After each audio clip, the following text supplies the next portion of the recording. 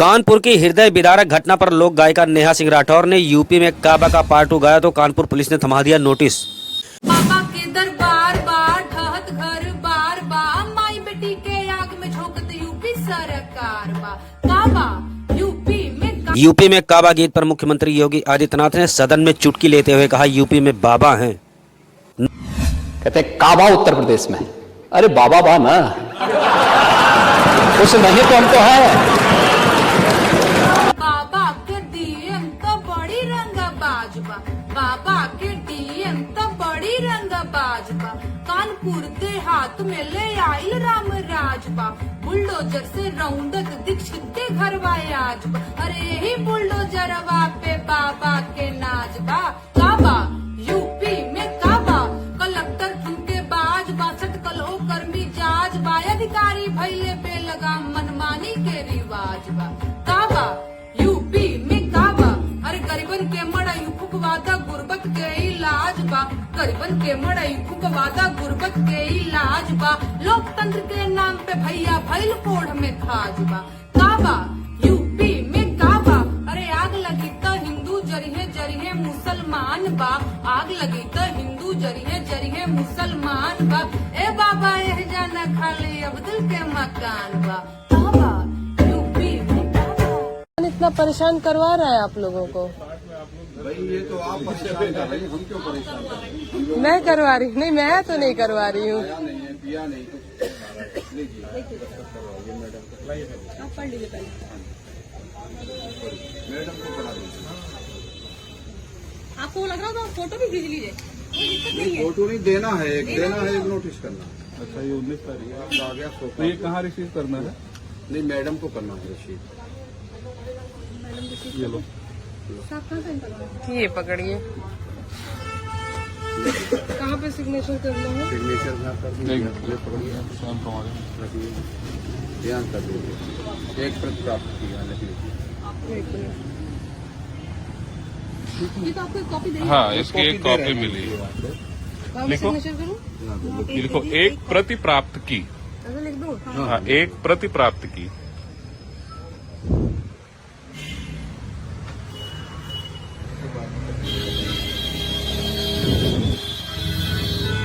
Signature कर दूँ?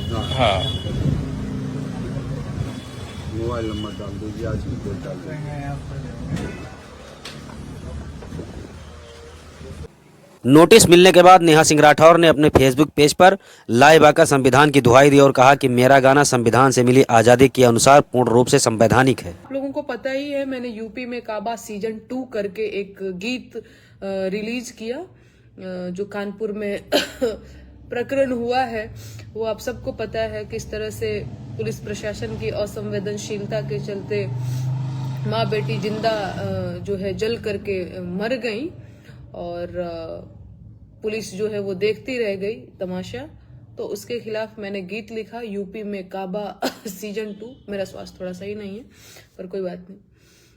तो यूपी पुलिस जो है उसको बड़ा बुरा लग गया और वो मेरे खिलाफ नोटिस भेज दिया। सबसे पहले तो वो अंबेडकर नगर गए जहाँ पे मेरा ससुराल है, वहां पे मेरे ससुर जी को नोटिस दिया कि भैया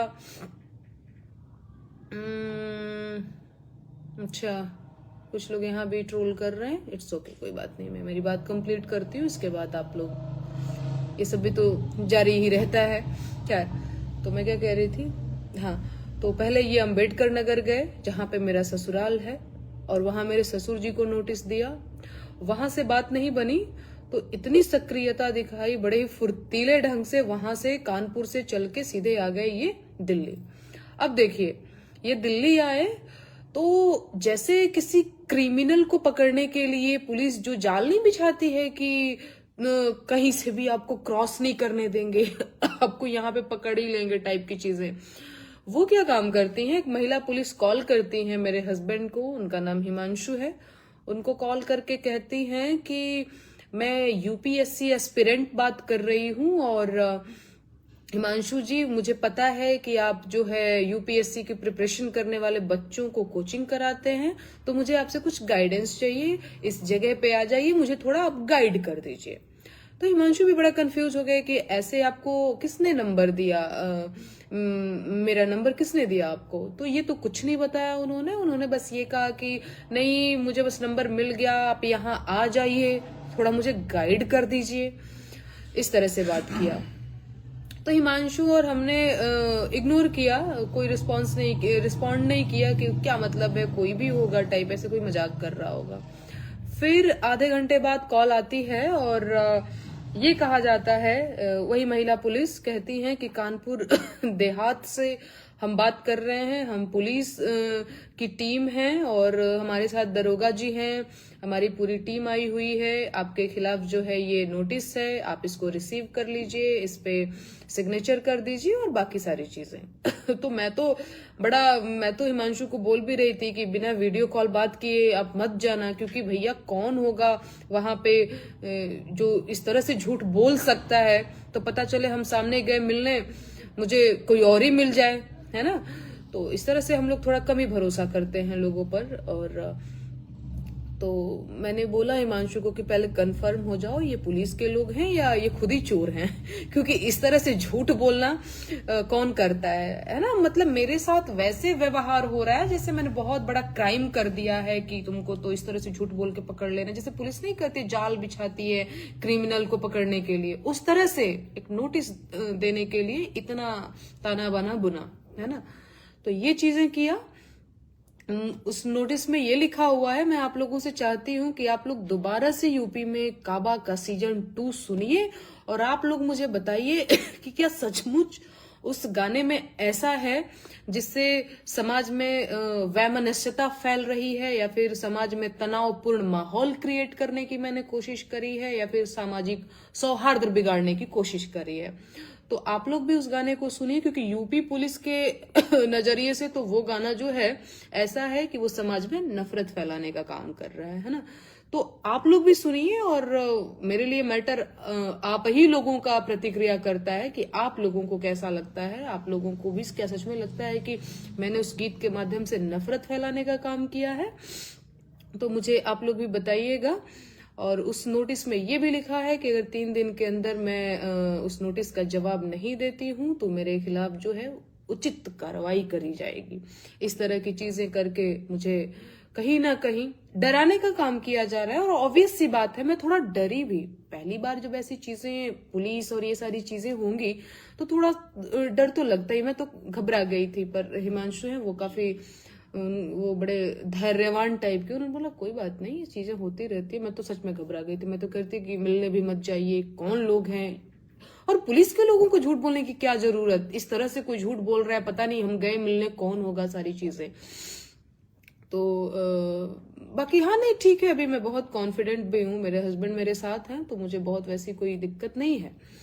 बाकी मैं एक बात जो कहना चाहती हूँ, और वो ये मैं कहना चाहती हूँ कि मैं अपने गीत, मैं पिछले 2.5 सालों से गीत लिखती रही हूँ, गाती रही हूँ, कोई भी गीत या कोई भी मेरे शब्द ऐसे नहीं है जिसको आप ये कह सकते हैं कि ये आपत्तिजनक है या असंवैधानिक है, ये नहीं होना चाहिए, समाज के लिए ये सही नहीं है, इस तरह की चीज नहीं होनी चाहिए, है ना।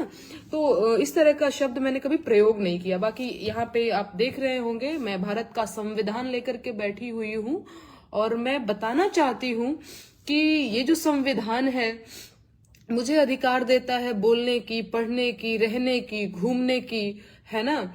तो मैं कोई भी काम, मेरा गीत, कोई भी गीत वो संविधान के दायरे से बाहर नहीं है और वो संविधान के अंतर्गत ही है। ये संविधान जो है मुझे आजादी देता है, जैसा कि मैंने बताया। बाकी और मैं इसमें आप लोगों को भी मैं बता देना चाहती हूँ कि देखिए किन किन चीजों की मुझे आजादी है, और जो गीत मैंने गाया है उसकी आजादी, उसकी प्रेरणा कहीं ना कहीं मुझे भारतीय संविधान से मिलता है। इससे पहले मैं वो गीत भी सुनाऊंगी जो गीत मैंने मौलिक अधिकारों के गीत के नाम से रिलीज किया था, और उसको भी आप लोगों ने सुना था और काफी पसंद भी किया था। वो गीत संविधान गीत के नाम से, मौलिक अधिकारों के गीत के नाम से था।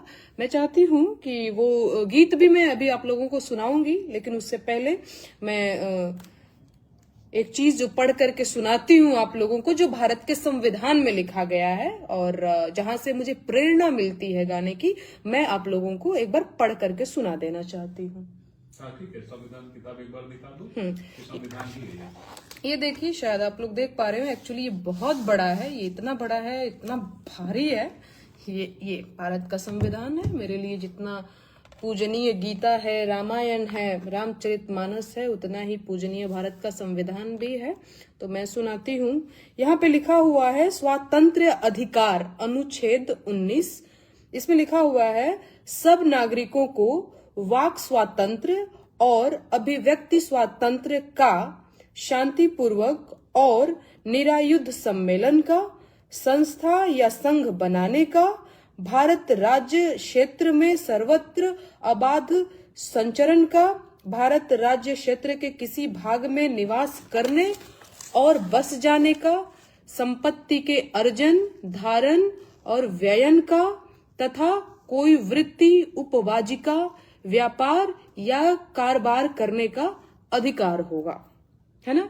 आप लोगों ने इसको सुना और भी बहुत सारा है, लेकिन मैं इतना इसलिए पढ़ रही हूँ क्योंकि ये सारे जो चीजें चल रही हैं उसमें ये शामिल हो जाती हैं। है ना?